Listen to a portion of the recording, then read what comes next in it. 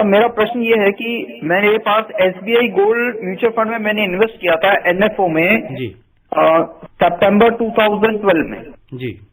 तो धीरेन्द्र जी से मेरा ये प्रश्न है कि ये जो गोल्ड म्यूचुअल फंड है इनका जो एक रुझान है ये तो कुछ समझ में नहीं आता है, क्योंकि अभी तक इस एसबीआई गोल्ड म्यूचुअल फंड की अगर बात करें मेरे पास ग्रोथ है डायरेक्ट, तो इसकी एनएवी वहीं की वहीं खड़ी है। तो मैं इसको कॉन्टिन्यूसली मॉनिटर कर रहा हूं, तो इसकी अभी तक एनएवी मैक्सिमम जो गई है 10.82 गई है जी। अब देखिए 2011 में इन्वेस्ट किया था, 2019 में 10.82 अगर हमें एक एनएवी मिल रही है तो ये तो एक लॉस हुआ ना। जी हाँ। तो थोड़ा सर इसका बताइए कि इसको रखने में मुझे तो लगता नहीं कि कोई अक्लमंदी है, और ये तो टोटल लॉस ही जा रहा है। अगर आज भी मैं इसको निकालता हूं तो मुझे वही मिल रहा है जो मैंने इन्वेस्ट किया था। जी हाँ, गोल्ड में पैसा लगाना इन्वेस्टमेंट परफॉर्मेंस के लिए या रिटर्न के लिए ये अक्लमंदी कभी भी नहीं थी। गोल्ड में एक बार एक समय आया था जब 2005 से 2008 और खासकर 2008 में जब दुनिया में हाहाकार मच गया था, ग्लोबल फाइनेंशियल क्राइसिस देखा गया, उस समय इक्विटी भी डूब रहा था, फिक्स्ड इनकम भी डूब रहा था। गोल्ड एक अकेला एक एसेट था जिसमें बढ़ोतरी देखी गई, और उसके बाद फिर कभी गोल्ड का गोल्डन टाइम आया ही नहीं। और ये हो चुका है। आप इस निवेश को निकालने के बारे में सोचें, क्योंकि इसके दो तीन बेसिक कारण हैं। गोल्ड एक अनप्रोडक्टिव एसेट है। अनिश्चितता के समय गोल्ड का दाम सोने में रुझान होता है, और वहां पे एक लास्ट रिसॉर्ट ऑफ सेफ्टी देखा जाता है कि हर जगह सब जगह नुकसान हो रहा हो तो सोना उस समय नहीं गिरता है। तीसरा चीज जो कि लोग भूल जाते हैं कि गोल्ड हमेशा से ही काफी लो पुअरली परफॉर्मिंग एसेट रहा है, लेकिन ये आपका एक स्टोर ऑफ वैल्यू है।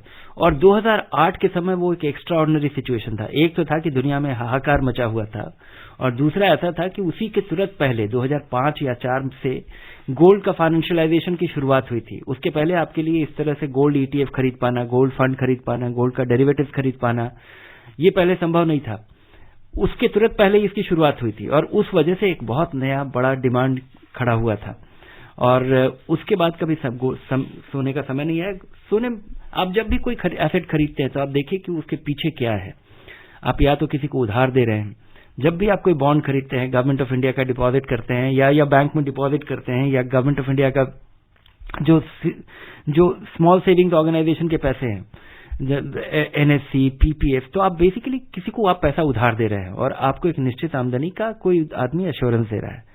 जब आप कोई शेयर खरीदते हैं या कोई इक्विटी फंड खरीदते हैं तो उसका भी भाव एक ही है कि आप ओनर बन रहे हैं, आप किसी चीज में भागीदार बन रहे हैं, आप मालिक बन रहे हैं प्रोपोर्शनेट तरीके से।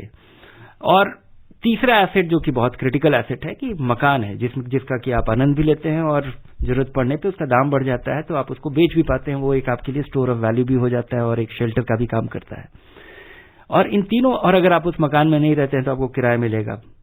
इक्विटी में आपको मालिकाना हक मिलेगा, उस कंपनी की भागीदारी होने की वजह से उसके मुनाफे के हकदार आप हैं, डिविडेंड के हकदार आप हैं, ब्याज के हकदार आप हैं जब आप फिक्स्ड इनकम में आप इन्वेस्ट करते हैं।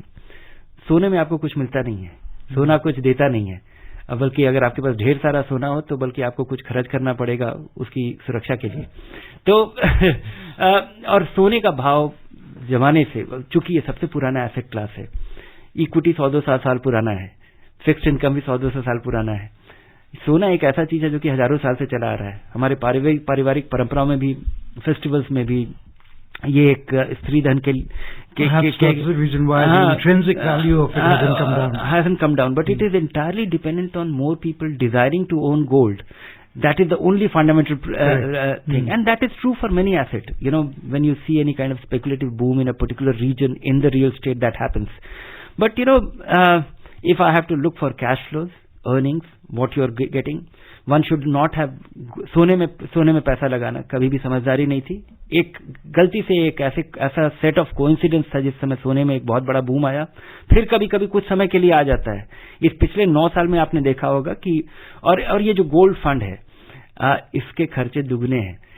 ये फंड, गोल्ड फंड में जो आपने पैसा लगाया वो गोल्ड ईटीएफ में पैसा लगाता है, तो गोल्ड ईटीएफ का भी खर्चा है और गोल्ड फंड का भी खर्चा है। So what you're saying is withdraw from that? Yeah, take the money out, and one should, anybody making a long-term investment should never invest in anything to do with gold. Gold is something to have fun, enjoy, buy jewelry, show it off, and change it for style every few years.